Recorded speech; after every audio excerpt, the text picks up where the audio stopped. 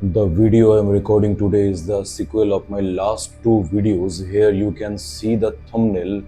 The first video was about the over explanation, and the second video was about how to stop the personality leakage. And this is the sequel, that means the third part, how to push it further so that you can get satisfied. यानी कि आप अपने इस behaviour को इतना ज़्यादा push करें forward पे जब तक आप सेटिस्फाइड नहीं हो पाए. Stay tune till the end.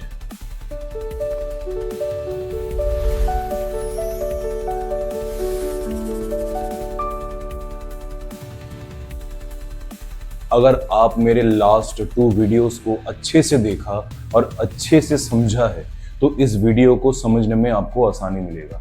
First, ये वीडियो का टाइटल है how to push it further until and unless you get the satisfaction. इसमें आपको ये करना है, पिछले दो वीडियोस में जैसे कि मैंने बताया था, उस वीडियोस का माइंडसेट ऐसा था कि आपको एक इनडोमिटेबल स्पिरिट शो करना है. यानी कि आप किसी के द्वारा स्वे नहीं होंगे, आप किसी के द्वारा डोमिनेट नहीं होंगे. अब इसी बिहेवियर को सोशल सेटिंग्स में कैसे पुश करना है, यानी कि जिस चीज से आप पहले घबराते थे, जिस बिहेवियर को पोर्ट्रे करने से यानी कि दिखाने से आप घबराते थे, वो सेम चीज आपको दम लगा के आगे बढ़ाना पड़ेगा. छोटी बहुत सारी चीजें होता रहता है जहां पे आपको लगता है कि आपको रिएक्शन देना चाहिए, बट आप इतना ज़्यादा हैबिचुअल हो जाते हैं अपने पुराने रिएक्शन पे या फिर अपने पुराने रिस्पॉन्स पे कि आप कुछ नया रिएक्शन देना ही नहीं चाहते हैं. क्यों? क्योंकि आपके मन में डर है कि समवन विल जज you by your action.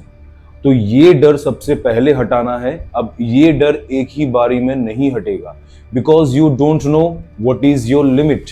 And the thing is, the fact is, सामने वाला इंसान आपके बिहेवियर के अकॉर्डिंग आपका लिमिट सेट करता है. यानी कि आप जिस तरीके से अपने आप को प्रेजेंट करेंगे, सामने वाला इंसान आपको बिल्कुल एक्सेप्ट कर लेगा पूरा का पूरा. लेकिन ये सेल्फ बिलीव बहुत कम लोगों के पास होता है. लोग अक्सर डरते हैं to being judged by someone else. लेकिन इसी डर को हटा के आपको एक स्ट्रॉन्ग फुट रखना है, आपको ग्राउंडेड रहना है और अपने जो डिजायर्ड रिस्पॉन्सेज है उस चीज को थोड़ा थोड़ा स्मॉल बेबी स्टेप्स लेके करना है. एग्जाम्पल मैं आपके सामने रख रहा हूं for your better understanding. First, जिस भी बिहेवियर को आप रूड समझते हैं, यानी कि आपके परिभाषाओं में जो भी बिहेवियर लोगों से करना एक रूड बिहेवियर है, उसको आप स्मॉल स्मॉल पोर्शन में कीजिए. I am not talking about that कि आपको बदतमीजी करना चाहिए और बेफालतू का किसी इंसान के साथ बहस करना चाहिए. मेरा बोलने का ये मतलब है कि आपको एक स्ट्रॉन्ग वे में बट अ स्मॉल क्वांटिटी में अपने फीलिंग्स को यानी कि आपके रिस्पॉन्सेस को एस्टैब्लिश करना चाहिए किसी के सामने. एग्जाम्पल के लिए, फॉर योर बेटर अंडरस्टैंडिंग, आपका कोई दोस्त या फिर आपका कोई रिलेटिव या फिर कोई भी अननोन पर्सन या कोलीग आपको किसी बात के लिए रिक्वेस्ट किया कि मुझे प्लीज़ ये हेल्प कर दो. आपको हेल्प करने का बिल्कुल मन नहीं है उस टाइम पे, या फिर आपको लगता है कि ये काम उसके लिए करना आपके लिए बहुत ही ज़्यादा डिग्रेडिंग सा महसूस करवाएगा बाद में, जो कि आप उसको बोलना नहीं चाहते हैं. तो मैं आपको ये कहूँगा, सिंपल वे में जो आप सोचते हैं उसी चीज को एज इट इज बोल दीजिए कि नहीं, मुझे ये काम नहीं करना. As simple as that. उसको एक्सप्लेन करने का या खींचने का अभी जरूरत नहीं है. वो पूछेगा क्यों नहीं करना है, क्या प्रॉब्लम है. उसके बाद वो बहुत सारे ऑल्टरनेटिव्स आपको देगा कि हाँ, मैं भी आपके साथ चलूंगा, मैं भी तुम्हारे साथ चलूंगी, जो भी चीजें हैं. लेकिन आपको वहां पे एक्सप्लेन नहीं करना है, आपको बोलना है नहीं तो नहीं. अक्सर हम देखते हैं कि ना बोलना किसी को बहुत ही ज्यादा मुश्किल हो जाता है.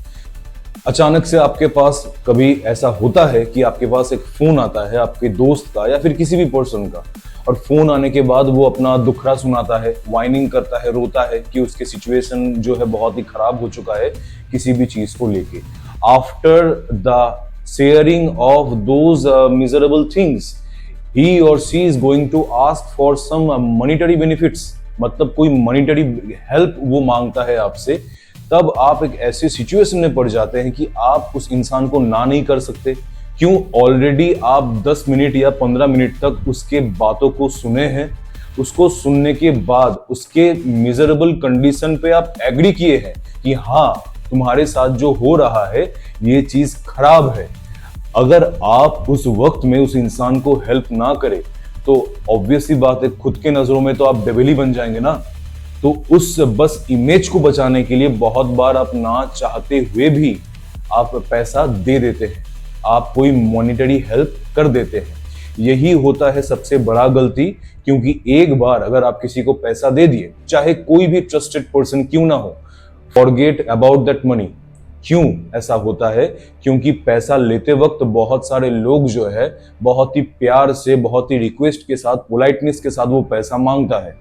लेकिन जब आप वो पैसा दे देते हैं, जब आपको जरूरत लगता है कि 1 हफ्ते बाद या 15 दिन बाद उसने तो प्रॉमिस किया था वो पैसा लौटाना है, तब आप देखेंगे डायनामिक जो होता है चेंज होता है। आपका बिहेवियर और उसका बिहेवियर आपके प्रति चेंज हो जाता है। तब लगेगा कि जैसे कि आप कुछ भीख मांग रहे हो उससे, और वो इंसान इस तरीके से इग्नोर करेगा आपको और आपको बस डिले करवाता रहेगा कि आज नहीं कल, अभी थोड़ा सा दिक्कत है, बाद में कर दूंगा, तुम्हें क्या भरोसा नहीं है? तो आप अपने आप को पूछेंगे कि मैंने पैसा क्यों दिया, और दिया तो दिया, क्या मैं कुछ खराब कर रहा हूं मेरा पैसा वापस मांग के? कुछ केसेस में ऐसा भी हो जाता है कि इंसान का दोस्ती तक टूट जाता है, क्योंकि जब पैसा मांगने का मोहलत आता है तो इंसान बिल्कुल ना कर देता है या फिर लटका के रख देता है कि नहीं, पैसा नहीं मिलेगा अभी। तो इन केसेस में कुछ भी क्यों ना हो जाए, बड़ी से बड़ी ट्रबल, बड़ी से बड़ी विपत्तियां क्यों ना आ जाए किसी और के लाइफ में, do not lose your money, do not give your money. ऐसा हो नहीं सकता कि आपके दिए हुए पैसे पर ही वो इंसान निर्भर है। ऐसा हो ही नहीं सकता। उसके पास ऑल्टरनेटिव्स है, उसके पास सेविंग्स है, लेकिन आपको ये लगता है कि उसके पास शायद कोई सेविंग्स नहीं है, सब पैसा खो गया है। मेरे दोस्त के साथ कुछ ऐसा ही हुआ था। एक दिन सुबह सुबह 6 बजे, जो कि लोग एक्सपेक्ट नहीं कर सकता, उसके कोलीग ने कॉल किया था। सुबह 6 बजे फोन करके बताया कि देखिए मुझे कुछ पैसे का जरूरत है, बस 1000 रुपया, ज्यादा नहीं, 10,000 नहीं कि इंसान मना कर दे, बस 1000 रुपया। कुछ ऐसा ही अमाउंट मांगा जाता है जो कि आप ना नहीं कर सकते हैं, क्योंकि इतना पैसा सबके पास होता है और इतना पैसा सब रखते हैं। तो 1000 रुपया, 2000 रुपया देने में कोई हर्ज नहीं होता, लोग दे देते हैं। और इसी 1000 और 2000 के चक्कर में वो घूमता रहता है इर्द गिर्द उसी इंसान के कि कब वो पैसा वापस करेगा, और जो कि कभी भी मिलता नहीं है। मेरा दोस्त, उसको पता था ये टेक्निक के बारे में, क्योंकि इस बारे में ऑलरेडी मेरे साथ उसका बातें हो चुका था। इससे पहले एक बार वो पैसा देके फंस गया था। उस पैसे को ना उस दूसरे इंसान ने उसको रिटर्न किया, ना ही उसके बारे में कभी बात किया। सेकेंड टाइम ऐसा आया जब उससे 1000 रुपया मांगा गया, तो उसने भी कुछ ऐसे ही फालतू के बहाने दे दिए कि हाँ मैंने फोन खरीद लिया, मेरे पास भी पैसा नहीं है, this and that, completely baseless कोई रिमार्क कर दिया, एक स्टेटमेंट दे दिया कि मेरे पास इस वजह से पैसा नहीं है। कोई भी स्टूपिड चीज हो सकता है, आप कोई भी रेफरेंस ले सकते हैं कि आपने पैसा खर्च कर दिया, ऑलरेडी आप किसी को पैसा उधार दिए हैं, मतलब आपको साफ साफ तरीके से झूठ बोलना है, क्योंकि आप ना नहीं बोल सकते हैं बहुत सारे केसेस में डायरेक्ट कि नहीं मेरे पास है लेकिन मैं दे नहीं सकता, क्योंकि आपको सोसाइटी में रहना है, आपको उसी कोलीग को, उसी दोस्त को, उसी रिलेटिव को कभी ना कभी फेस करना है। तो आप नहीं चाहते हैं कि छोटे से अमाउंट के वजह से उसका आपके साथ जो है एक एनिमिटी हो जाए, उसका आपके साथ जो है एक झगड़ा हो जाए। इसीलिए आपको ना बोलना है, लेकिन थोड़ा घुमा के ना बोलना है इस केस में कि आपके पास पैसा था, ऑलरेडी आप किसी को दे चुके हैं। हाँ, फर्स्ट ऑफ ऑल आपको पहला ये थोड़ा सा हार्ड लगेगा, क्योंकि इससे पहले आप बहुत ही काइंड हार्टेड थे, बहुत ही हेल्पफुल थे towards the society, towards the people, towards your friend. लेकिन आपको समझना होगा कि आपके इसी काइंडनेस का फायदा वो बार बार उठा रहा है, उठाया है और आगे भी जाके उठाएगा। उसको कोई मतलब नहीं है कि आपको क्या दिक्कत हो रहा है, या फिर उस पैसे को आप कहां से जुगाड़ करेंगे, या फिर किसी से मांग के देंगे। वो बस ब्लेटेंटली मांग लेता है, आपको देना पड़ता है, क्योंकि आप एक सोशल प्रेशर में आ जाते हैं। एक तरफ आपको दिखता है उसका फ्रेंडशिप या फिर उसके साथ एक रिलेशन, या दूसरी तरफ दिखता है आपका काइंडनेस और उसको हेल्प करने का आपका मेंटालिटी, जो कि आपके ऊपर ही भारी पड़ जाता है। तो नेक्स्ट टाइम से कोई अगर पैसा मांगे, कुछ भी बहाना दे दो, पैसा मत देना। एक बार कोशिश करो, 2 बार कोशिश करो, 2 बार करने के बाद ये चीज तुम्हारे लाइफ में इतना ज्यादा फ्लेक्सिबल हो जाएगा कि अगली बार से कोई भी पैसा मांगे, कोई भी किसी भी तरीके का हेल्प मांगे, ना कहने में कोई भी झिझक नहीं रहेगा। दिमाग में, सबकॉन्शियस माइंड में भी नहीं चलेगा कि कैसे उसको ना बताऊं। ऑटोमेटिकली, नेचुरली ये चीज प्ले आउट हो जाएगा। एक और मैं आपको मेरे दोस्त का एग्जांपल देता हूं। मेरे दोस्त को उसके फीमेल कोलीग तो नहीं, यहाँ पे उसके बॉस ने एक हेल्प मांगा था। क्या हेल्प था? मेरे दोस्त ने बहुत ही अच्छा ड्राइविंग सीखा था और वो कार ठीक ठाक चला लेता था।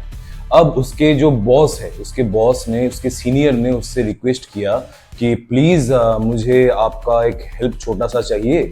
नेक्स्ट डे जो है मेरे फैमिली के साथ मुझे एक सर्टेन स्पॉट पे जाना है, तो क्या आप उस कार को, मेरे ही घर के कार को ड्राइव करके ले जा सकते हैं? तो इस केस में 2 चीज होता है। लोग कभी कभी झूठ बोल देते हैं कि मुझे चलाना नहीं आता। इन दिस केस उस फीमेल सीनियर को पता था कि उसको अच्छे से ड्राइव करना आता है, क्योंकि अच्छे से ड्राइव करते हुए उस इंसान को उस फीमेल कोलीग ने देखा। अब ना नहीं कर सकता। कॉर्पोरेट सेक्टर में दोनों काम कर रहे हैं, फीमेल सीनियर को कैसे ऑफेंड करे ये भी नहीं कर सकता। तो उसने क्या किया, उसने बस सीधा एंड सिंपल बता दिया कि नो, मैं नहीं जाऊंगा, because it goes against my value. मैं ड्राइवर बन के किसी के साथ जाना नहीं चाहता। एग्जैक्टली ये वर्ड तो नहीं उसने यूज किया, उसने बस बताया कि नहीं जा पाऊंगा बिकॉज ये मेरे रेस्पेक्ट के खिलाफ है, बस। उसके बाद उस फीमेल कोलीग सीनियर ने बहुत ज़्यादा कन्विंस करने का कोशिश किया, नहीं मैं आपके साथ जाऊंगी, दिस एंड दैट, मैं आपके साथ रहूंगी, उसमें क्या होगा, बस कुछ ही मिनटों का काम है, कुछ ही दूरी तक जाना है। But the person said casually, no I would not, क्योंकि उसका सेल्फ रिस्पेक्ट बहुत ज़्यादा था। मेरा दोस्त जो है प्रैक्टिस करके ही लाया है। पहले पहले उससे भी नहीं होता था ना बोलना किसी को, तो वो मेरे पास आके मुझसे पूछता था कि कैसे ना किया जाए। तो मैंने जब उसको ये सारे ट्रिक्स और टिप्स उसको बताया, वो धीरे धीरे अप्लाई किया, तब जाके अभी वो blatantly without thinking twice in सब चीज़ों को बहुत ही अच्छे तरीके से हैंडल कर लेता है। जाहिर सी बात है, चाहे आप कॉर्पोरेट सेक्टर में काम करें या गवर्नमेंट सेक्टर में, आप किसी के गुलाम तो है नहीं। किसी का भी कोई भी बात सीनियर का आप मान के चलेंगे। जो आपको ठीक लगा वो करेंगे, जो आपको ठीक नहीं लगा नहीं करेंगे, भले ही आपका नौकरी रहे या ना रहे। दूसरा बहुत सारा नौकरी मिल जाएगा, लेकिन सेल्फ रिस्पेक्ट एक बार चला गया अपने नजरों से, तो उसको कमाने में काफी ज्यादा टाइम और मेहनत लगता है। Third example of false accusation. आप किसी काम को बहुत ही अच्छे तरीके से कर रहे हैं, यानी कि आप उस चीज का, उस काम का आप इंचार्ज है। ऑलमोस्ट जब काम 80% या 90% कंप्लीट हो गया या फिर 100% कंप्लीट हो गया, उस वक्त काम खत्म होने के बाद कोई इंसान आके आपको रोकेगा, आपको टोकेगा और आपको बताएगा कि ये जो आपने किया ये एक बहुत ही ज्यादा, बहुत ही बड़ा ब्लंडर है, और इससे क्या होगा, इससे बहुत ही नेगेटिव चीजें जो है सामने आएगा, इसके वजह से रेपुटेशंस खराब हो जाएगा, इसके वजह से दिस एंड दैट ये हो जाएगा, जो कि कंप्लीटली स्टूपिड एक आइडिया है, स्टूपिड थॉट है कि ऐसा हो जाएगा, हो सकता है, लेकिन ऐसा कुछ नहीं होता है। एक्चुअली होता क्या है, ये एक काइंड ऑफ साइकोलॉजिकल प्रेशर डाला जाता है। जब भी कोई इंसान बहुत अच्छा काम कर लेता है, सिंगल हैंडेडली किसी भी चीज को बहुत अच्छे तरीके से संभाल लेता है, तो उनके सीनियर्स को या फिर उनके कोलीग्स को लगता है, उनके दोस्तों को लगता है कि ये इंसान इतने अच्छे तरीके से कैसे कर लिया, how he has managed to do all this things by himself. तो तब जाके कोई ना कोई एक छोटा सा नुक्स निकालना, और ये जानबूझ के निकाला जाता है, और ये जानबूझ के किया जाता है कि सामने वाले का कॉन्फिडेंस डाउन हो और सामने वाला एक पैनिक मोड में आ जाए कि हाँ ऐसा पॉसिबल है। क्यों? क्योंकि बात ये सीनियर से आ रहा है, बात ये कोलीग से आ रहा है, या दोस्त से आ रहा है, रिलेटिव से आ रहा है। तो उस वक्त जो है डरना नहीं है, उस वक्त आपको स्ट्रांगली रिप्लाई करना है कि ये सब है ही नहीं, ये सब बकवास है, ऐसा कुछ है ही नहीं, कुछ ऐसा नहीं होगा और मैंने कुछ गलत नहीं किया। I have done nothing wrong, what ever was required I have done it. जो भी रिक्वायर्ड था उस सिचुएशन में करना मैंने किया, because you haven't committed a crime, आपने तो कोई क्राइम किया नहीं। जो सिचुएशन में करने के लिए जरूरी था उस टाइम पे आपने वही चीज किया, नेसेसरी एक्शंस आप लिए हैं। तो फिर उस चीज पे कोई आके अगर आपको सुनाए कि आपने गलत किया, सुनने का नहीं, बस जवाब देने का कि नहीं,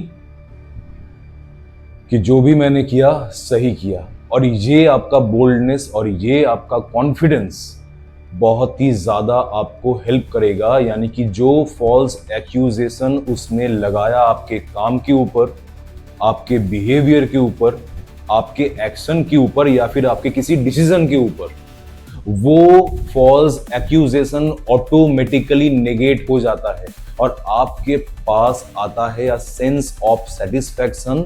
that's why I call this video push it until unless you get the satisfaction। Daily wise थोड़ा थोड़ा करके अपने आप को बेबी स्टेप्स लेके पुश करना है आगे। सोशल सिचुएशन में जहां पे आपको अनकंफर्टेबल फील हो, जहां पे आपको लगे कि पीछे से कोई खींच रहा है, जहां पे आपको लगे कि इससे पहले मैंने ऐसा ना कभी एक्शन लिया, ना मैंने किसी इंसान से इसी तरीके से कन्वर्सेशन किया, उस जगह पे आपको थोड़ा थोड़ा, जैसे होता है ठंडे पानी को हम छू के देखते हैं कि ठंडा कितना है, तो बिल्कुल उसी तरीके से बेबी स्मॉल स्टेप्स लेना है आपको, थोड़ा और अपने आप को पुश करना है, आगे बढ़ाना है, ताकि धीरे धीरे ही सही आपका कॉन्फिडेंस बिल्ड हो जाए। That's it for today.